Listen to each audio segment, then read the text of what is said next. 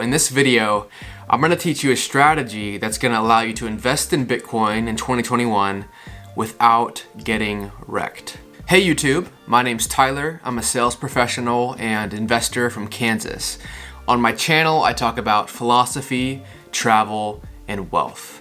In the fall of 2017, I discovered Bitcoin, and it totally blew my mind. And if you haven't had that experience of being totally mind blown yet, I think you will. The more you learn about Bitcoin, the more it just sucks you in, and the more you learn about what money is, and what makes good money, sound money, and what makes bad money. And what you find as you do more and more research is that Bitcoin is the best money we've ever made, period. But in this video, I'm not going to discuss the characteristics that make Bitcoin a fantastic store of value. I can do that on another video. In this video, I want to focus on the investment strategy that I've used that's allowed me to benefit from Bitcoin's rise and remain relatively unharmed by any volatility or dips throughout the last cycle. Now, before I get started, I want to define who this video is for, because this video is not for everyone. This video is for people who have cash to invest. So I don't care if it's $100 or $10,000. You have some money that you're okay departing from. And then the other characteristic is people who have a long-term mindset. And when I say long-term, I mean anything from 2 years to 10 years. So that's the requirement, I would say. Let's talk about the strategy here, because this strategy literally changed my life. It allowed me to invest in an asset that is relatively volatile. It allowed me to survive a 3-year bear market without much stress. In fact, I was pretty optimistic and happy throughout the entire thing. And now I get to benefit from an incredible bull cycle in 2021. So what did I do? I engaged in a strategy called dollar cost averaging. Dollar cost averaging is the practice of taking a total investment amount, dividing it into equal, smaller increments, and then deploying that capital into an asset at regular intervals regardless of the asset's price. Dollar cost averaging, it eliminates the need to answer the unanswerable question of how to time the market. When's the best time to invest? Do I do it at 30K? Do I wait till it dips to 20K? Oh, and then all of a sudden it's at 40K and you missed out. So what does this look like? Let's get tangible for a second. Let's imagine that you have $1,000 that you're willing to invest, you're willing to part from it for at least 2 years, and you want to put it into Bitcoin.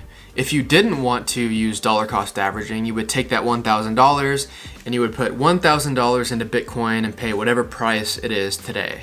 Now, I'm not even saying that's a bad strategy. In fact, it could be a great strategy to deploy all your capital and just leave it there for a few years.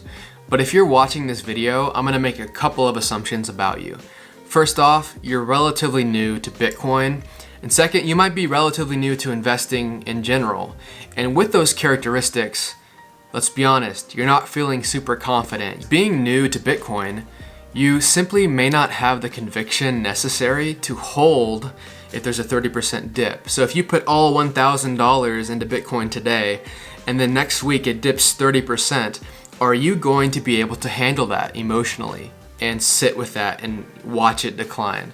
It's not going to be easy if you don't fully understand Bitcoin.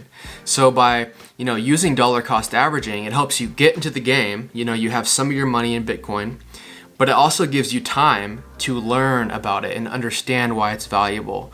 And that will allow you to eventually deploy more capital with more confidence. Now, if you wanted to dollar cost average that $1,000, you would pick an increment to break it into. So maybe you do $100 or $250. I think the newer you are to this, the smaller the increments should be. So for the sake of this example, let's do $100. So we're gonna break it up into tenths. 10 pieces of $100 invested over time. Once you've decided how you're gonna break down that initial big investment into smaller increments, then you need to decide, what's the cadence going to be? How often am I going to deploy those smaller increments? In this case, it could be once a week. It could be once a month, once a quarter. It could be once a day if you really wanted to get that capital in right away. When you're picking your interval and your cadence for investment, it's important that you stick to it. So pick something that's realistic, pick a cadence that you can stick to. You know, as an example of this, let's say you've committed $100 you're gonna invest every Monday. So the first Monday you do 100, the second Monday you do 100, but then, you know, Bitcoin dips and you get scared and you think, you know, maybe this Monday I won't invest, I'll wait till next Monday. But what happened there is you're falling back into that initial trap of trying to time the market.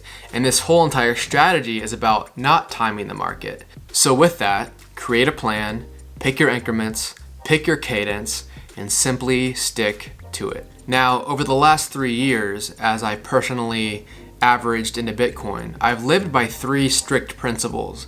And I'm gonna share those with you because they've really helped me develop a healthy mindset around this investment. Not only do these principles alleviate stress, but they help me think long term, which I think is huge when it comes to investing in Bitcoin. The first principle is a prompt or a question, and the question is this: if Bitcoin fell by 80%, would I still be okay? Although I don't think Bitcoin is going to fall by 80%, I like this heuristic because it keeps me in check and it makes sure that I'm not too over leveraged. And it's a simple examination of, okay, you're pretty heavy in Bitcoin, but if it fell by 80%, would you be in a dire financial situation? Would you lose your house or your car or your family? Would something terrible happen to you? If that's the case, you're probably over leveraged. The second principle is this: always be able to buy more Bitcoin. This principle is important because I never want to put myself in a position where I can't buy Bitcoin, right?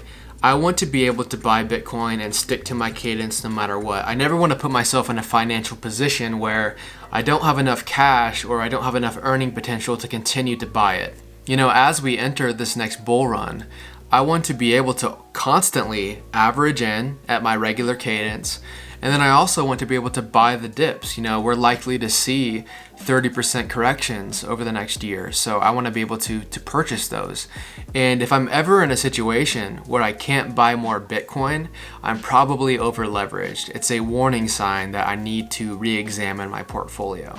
The third principle is this: never put yourself in a financial situation where you need to sell your Bitcoin. This one is pretty simple. Never put yourself in a position where you might be forced to sell your Bitcoin, you know, to pay your bills or whatever the case may be. Always make sure that that Bitcoin allocation can stay there for years. The reason this is so crucial is because Bitcoin was the best performing asset of the last decade, and it might yet again perform the same.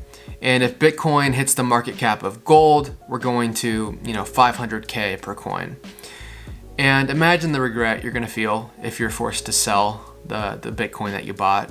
You know, on a long enough timeline, we might get to the point where you don't need to cash out your Bitcoin for USD. It might get so valuable and so immense that if you do want US dollar, you can just take out a loan and collateralize it against your Bitcoin. So that's my recommendation. Think long term. If you do want to sell some of it to buy something you're passionate about, obviously, you know, go for it. That's great. We all deserve to buy stuff that we want. But as far as, you know, assets that are going to make you money and perform well over the next decade, hold on to your Bitcoin. All right, guys, I think that's it. Thanks for watching. If you have questions, you can go ahead and leave them in the comments down below. I will tell you, I'm not a financial advisor. I'm just here telling you what's worked for me. If you found this video helpful, or if you just simply liked my personal take on this strategy and Bitcoin, it would mean a lot to me if you would subscribe and hit that like button. It helps me a lot as I try to grow my channel in 2021. So yeah, thank you guys, and until next time.